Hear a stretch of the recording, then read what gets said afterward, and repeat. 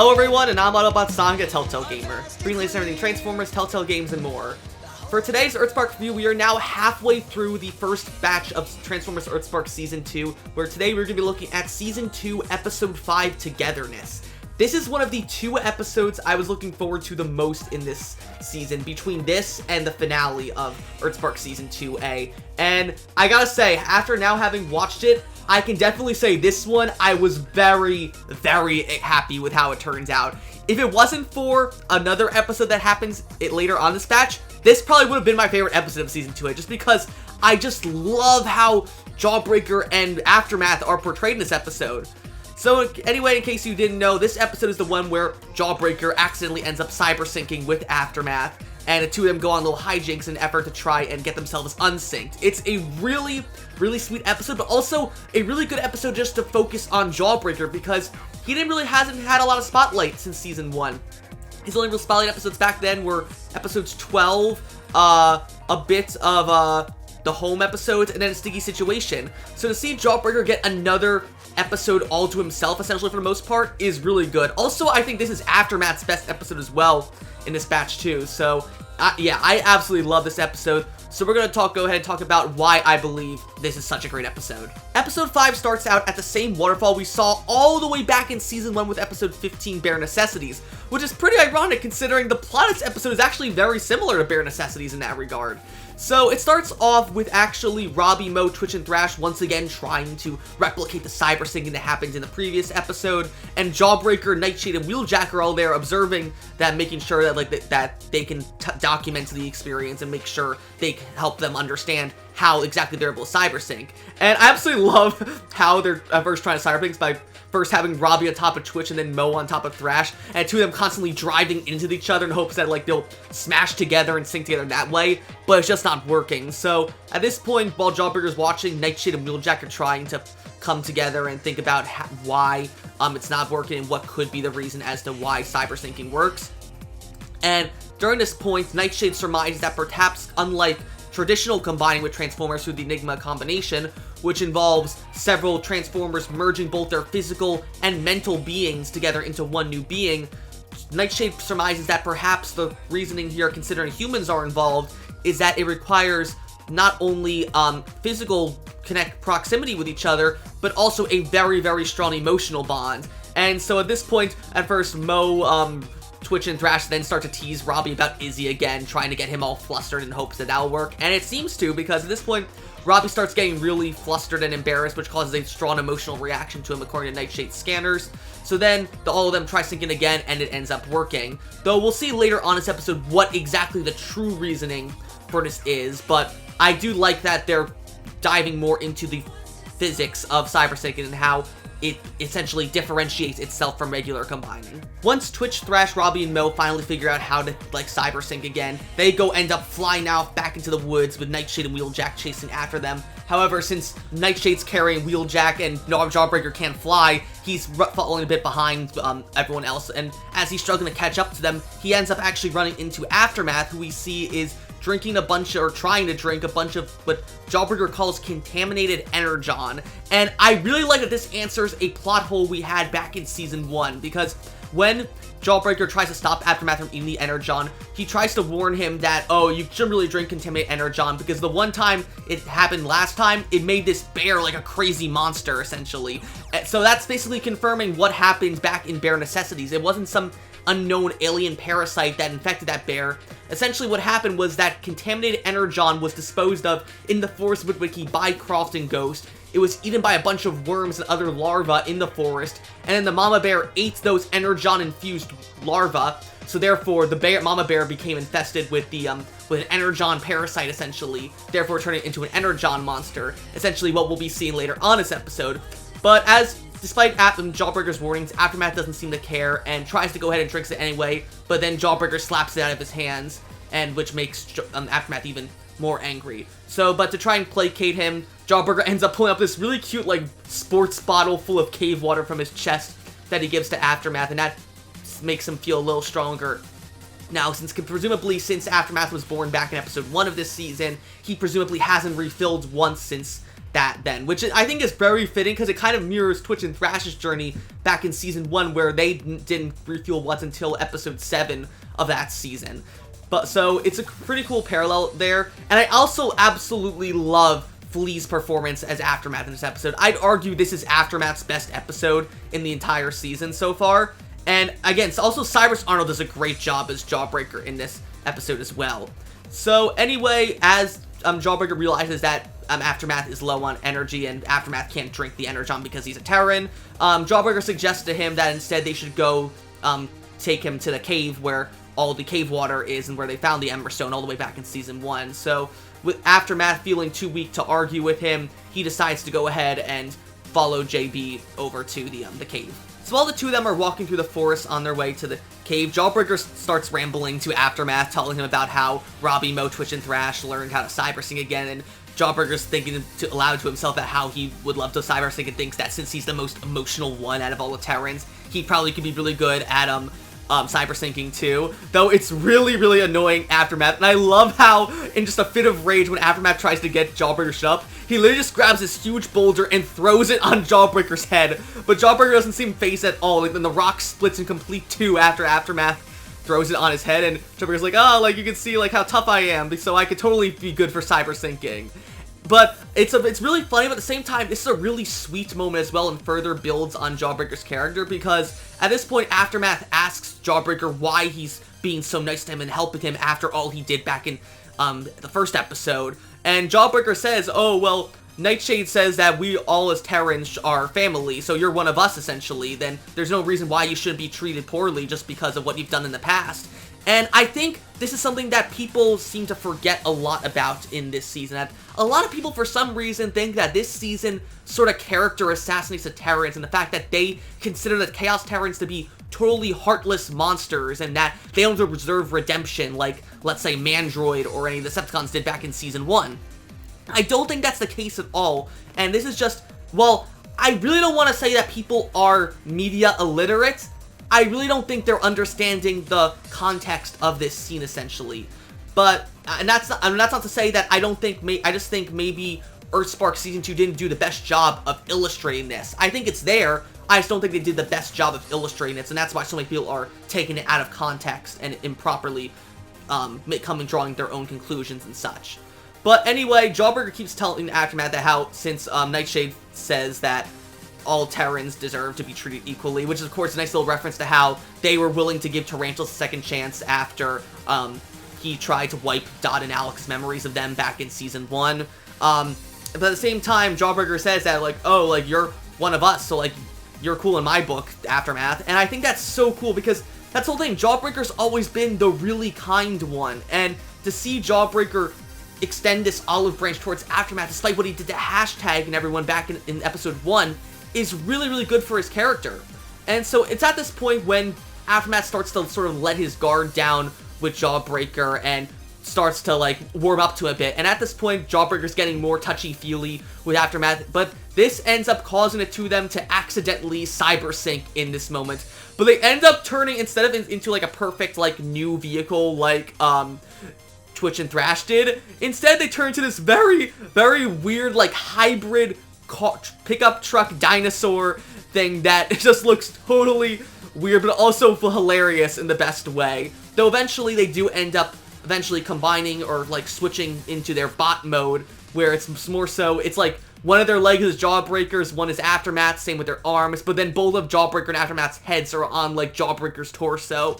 And I think it's really funny how Jawbreaker and Aftermath interact together when they're cybersynced. So once they cybersync, at first Aftermath absolutely hates it and he doesn't want to be stuck with Jawbreaker, so he tries to force himself out of the cybersyncing, but Jawbreaker says they just gotta relax, and hopefully when they get to the cave, maybe the cave water can figure out a way to make them unsync, essentially. So it's at this point the rest of the episode, until the very end, is pretty much just Jawbreaker and Aftermath going on a bunch of hijinks together, trying to figure out how to coexist as this one new unified being. And I love how Jawbreaker is thinking up new different combination names to call himself and Aftermath cybersync together, and eventually he settles on the name Jabam, which Aftermath at first hates, but eventually then does warm up to. And I love how Aftermath and Jawbreaker just try so hard to fight each other constantly throughout this whole Cyber Syncing, where Aftermath, as we saw back in episode 1, Aftermath seems to have a very strong desire to just cause destruction anywhere he goes, whether it be destroying a bunch of flowers, punching a tree, vandalizing a rock, whatever it is. That just seems to be what brings Aftermath peace of mind, as he tells Jawbreaker later on in this episode. And even though Jawbreaker is totally against this because he doesn't believe in destroying nature so wantonly, he does allow Aftermath to do it as well because he thinks it's placating him. Now, this is also another thing I've heard people complain about with EarthSpark Season 2, that with Aftermath and another character's character later on in this season, they feel that EarthSpark Season 2 goes against the message of Season 1, which was essentially, no one is born evil.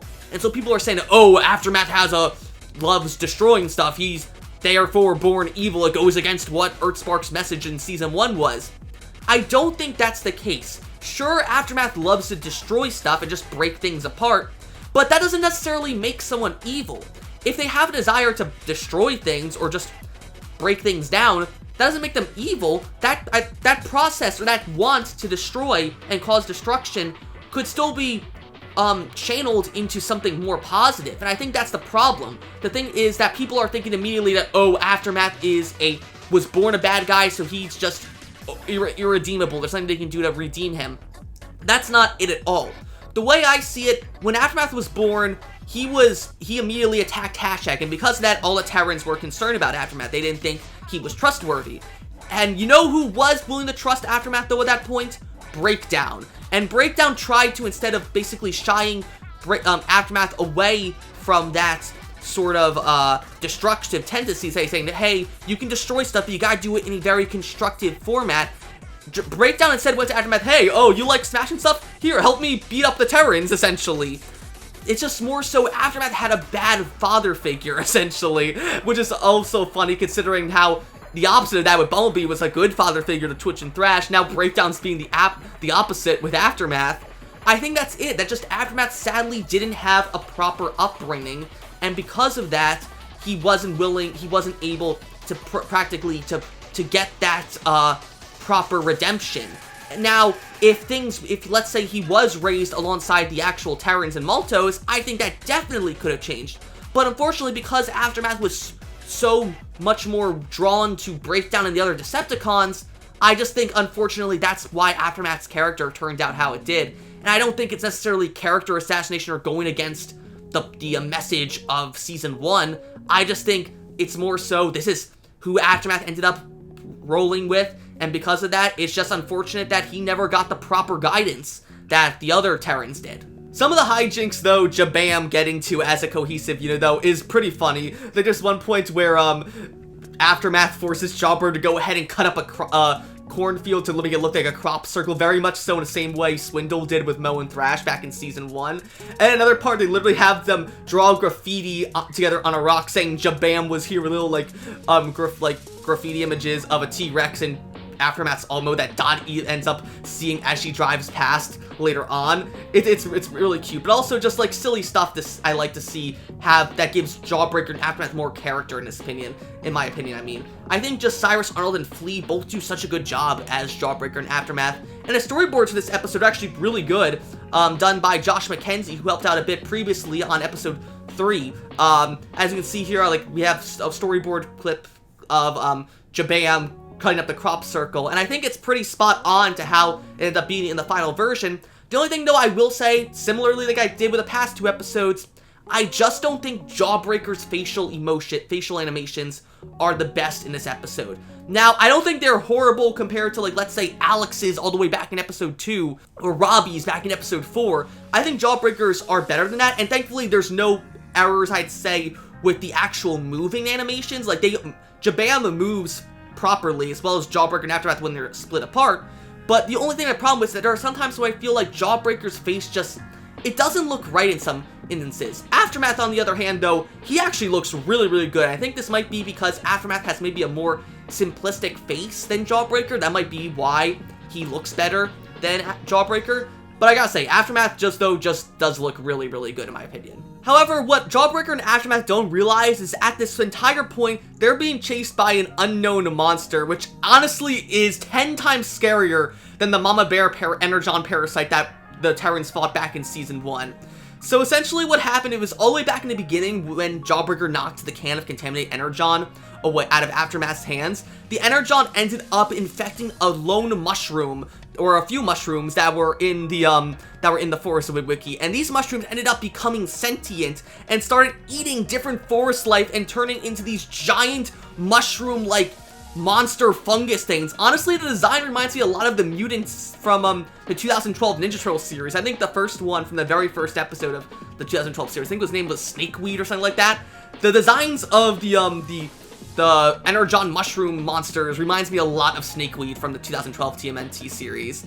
But anyway, yeah, it starts off as like this really cute, almost spore-like mushroom that first eats like a few squirrels around the forest while it's following Jawbreaker and Aftermath. Then it eats some birds, and then finally a whole deer before it starts spreading its Energon to other mushrooms and creating copies of itself. So at this point, when Jawbreaker and Aftermath are struggling to work together to get to the cave, and they're fighting even more, so the Energon mushroom monsters come up, catch them off guard, and start attacking them both, where the mushroom monsters are like vomiting Energon at them that melts the ground around them, even shooting like small spore grenades at them. And at this point, Jawbreaker and Aftermath are still running for their lives while still trying to figure out how to make the most of their cyber syncing abilities.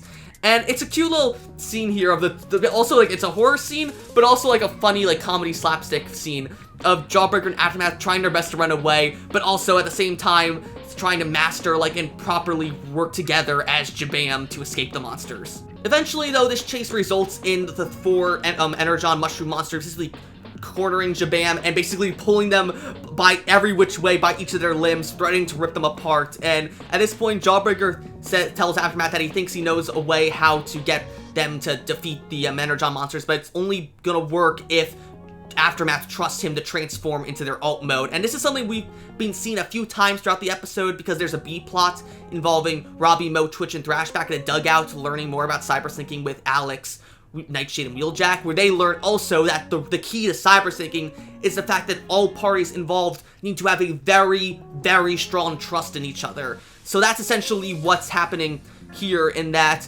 Aftermath is so struggling to trust Jawbreaker to work together to kill these Energon mushroom monsters. Though eventually, though, it does get to the point where with them like literally about to be pulled apart now, Aftermath sees no choice and says, oh, he's got nothing left to lose, so he might as well let Jawbreaker take over. And now, I think this is really, really important to remember going forward about Jawbreaker's and Aftermath's characters going forward, and just cyber syncing in general. Cyber syncing, considering basically the way it works, in my opinion, is since Nightshade and Wheeljack don't really explain it that well, only explain that it takes a strong form of trust. The way I see it is I feel like it's something that's honestly a very, very intimate thing that Terrans can seem to do with each other.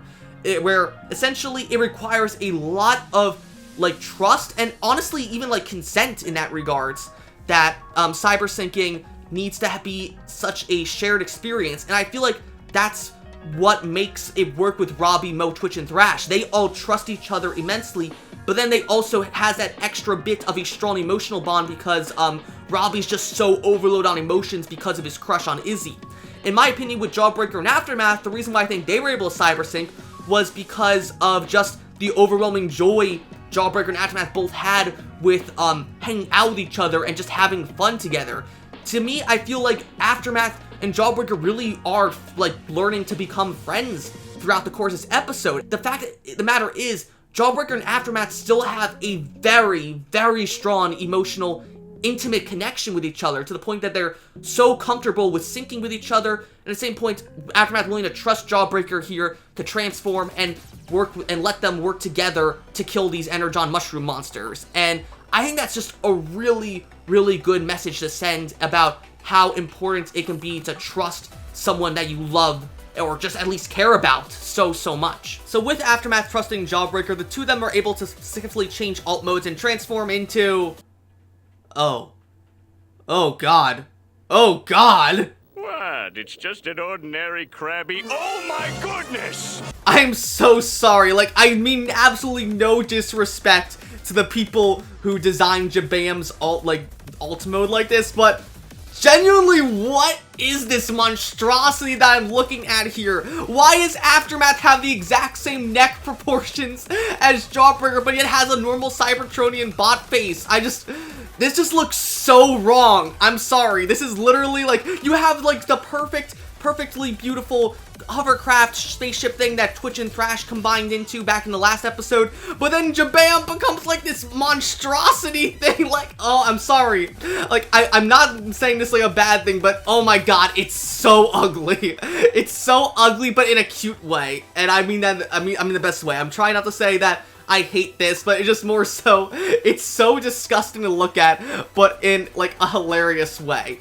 But despite how unorthodox Jabam's alt mode is, they do manage to go ahead and kill all of the Energon mushroom monsters in rather brutal ways, I might add, where literally they're using Aftermath's tow cable to like cut apart all the mushroom monsters. There's one point where even the very last one, Jawbreaker and Aftermath ends up driving through its face and like cause it to explode into a bunch of spores.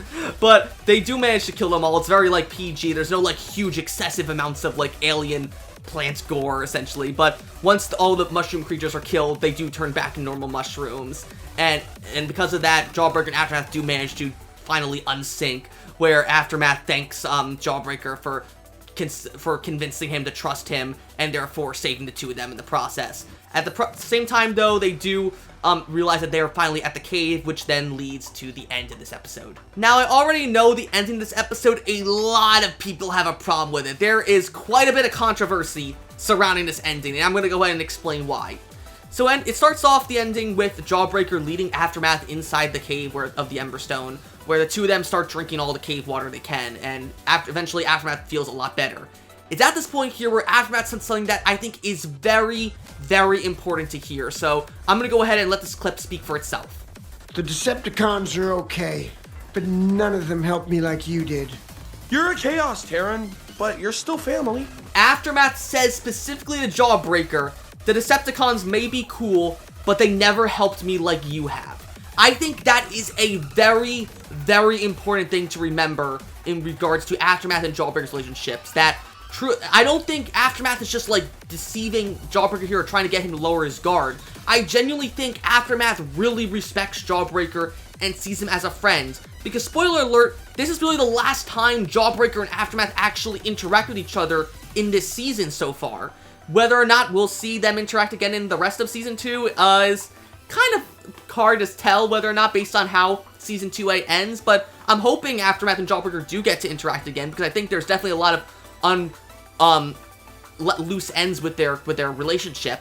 But I think that's very important, though, that in this moment, I truly think Aftermath does see Jawbreaker as a true friend, maybe even a brother. And I think that's something very, very important to understand here in regards to the ending. But anyways, Jawbreaker says it's no big deal that they're family, so they're always going to help each other out. And he tells Aftermath specifically, feel free to take as much cave water as you want. I'm going to go head home, but I'll see you later, Aftermath. And so Jawbreaker leaves Aftermath to go finish refueling, while Jawbreaker heads back to the dugout to go ahead and tell everyone else that he had synced with Aftermath. So just as Robbie, Mo, Twitch, and Thrash finally figure out how to cyber sync, Jawbreaker runs in telling them all that he had synced with Aftermath. He told them, like, oh, I left him at the cave, we filled up on cave water, and so at this point, Alex is about to get more cave water for everyone to drink, but then realizes that they've run out of cave water at home, so he tells Robbie and Mo to go get Dot and Hashtag, and all of them are going to go drive out to the cave to go say hi to Aftermath, but also refill their own supplies of cave water. And this is where a lot of people have a problem with the ending. The ending then cuts after that to all the Maltos heading to the Emberstone Cave, only to find it has been completely drained. All of the cave water has been gone, taken by Aftermath. And Jawbreaker feels horrible about this. He feels absolutely betrayed and devastated that Aftermath seemingly has gone and taken all this cave water for himself. And a lot of people have a problem here with how Robbie and Twitch react to Jawbreaker feeling betrayed here. So Jawbreaker's like in disbelief, like he can't believe after everything he and Aftermath did that Aftermath just went ahead and took all of the cave water. And Robbie and Twitch say something that's been very controversial with them, where Robbie tells Jawbreaker, like, oh, like, hey, don't worry about it, man, it's not your fault. And then Twitch says, and I quote, Chaos Terran's gonna chaos. He took it all? Not your fault, JB. Yeah, Chaos Terran's gonna chaos. So a lot of people, and I mean a lot of people, have a problem with thinking that, oh, this is Twitch basically saying that, oh, she thinks all Chaos Terrans are evil, essentially. I don't think this at all. I think people are being, honestly, really media illiterate here, because considering how Twitch acts towards a certain character in the very next episode, I don't think this is what Twitch is saying at all when she says Chaos Terran's gonna chaos. What I think Twitch is trying to say here is that since they're Chaos Terrans, they don't know better. They're just going to cause hijinks and, well, chaos wherever they go. But it's not to basically because they're evil, it's more so just this is how they are sort of inherently chaotic by nature. They're not necessarily good or bad, they are just chaos, and that they need to be taught properly how this. I don't think any of the Maltos really hold animosity towards Aftermath. They're just explaining that it's not Jawbreaker's fault that Aftermath took all this. And remember, Jawbreaker did say, take as much as you need. Now, we never actually learn if Aftermath truly did betray Jawbreaker, or maybe he took Jawbreaker's words too literally and just took all the cave water. That's something that's never revealed in Season 2A. And to me, I think this is like where it gets some leeway, or where the writers of EarthSpark Season 2 get some leeway. I don't genuinely think that the Maltos hate Aftermath, or Aftermath betrayed Jawbreaker. I think this is just one huge misunderstanding that Aftermath just took what he felt he needed to survive, which was everything this course, and he didn't think that, oh, the cave water will just come back. But regardless, Jawbreaker is devastated, feeling so betrayed by Aftermath in this moment, because think about it, literally 5 minutes ago, they had just cybersynced together, which we've already established is a very, very personal and almost intimate act. Like, probably the most intimate thing two Terrans can do together.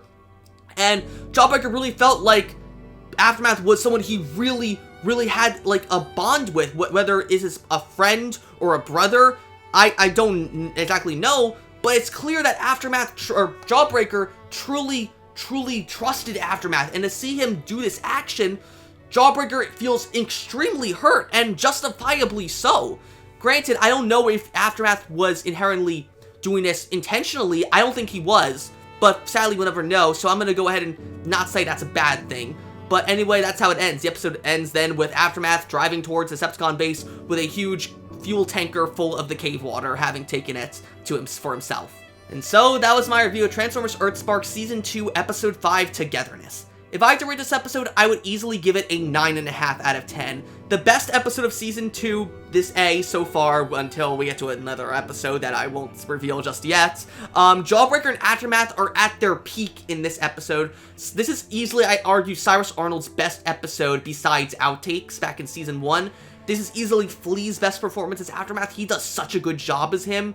The two of them working together to fight the Energon mushroom monsters is really good. And even the little snippets with Robbie, Mo, Twitch, and Thrash working with Nightshade and Wheeljack to figure out how to cybersync, I think it's a very brief but also pointful side story. And despite what people may think about the ending with Aftermath betraying Jawbreaker, or supposedly betraying Jawbreaker and stealing all the cave water, I don't think the Terrans and Maltos hate the Chaos Terrans. They don't think that they're evil. I just think they think that they're going to cause just a ruckus wherever they go because they just don't know better. But it's just unfortunately it's not really expressed or explained well by the writers of EarthSpark Season 2. But it's still a good episode in my opinion, one I really, really enjoyed. But the only con I'd say, though, is really just because of Jawbreaker's facial animations in some scenes. That's really the only half point off. But anyway, that's going to be for this review. I'll be back next week with Episode 6, Spitfire. If you like this review, be sure to like, comment, and of course subscribe, and I will see you guys later.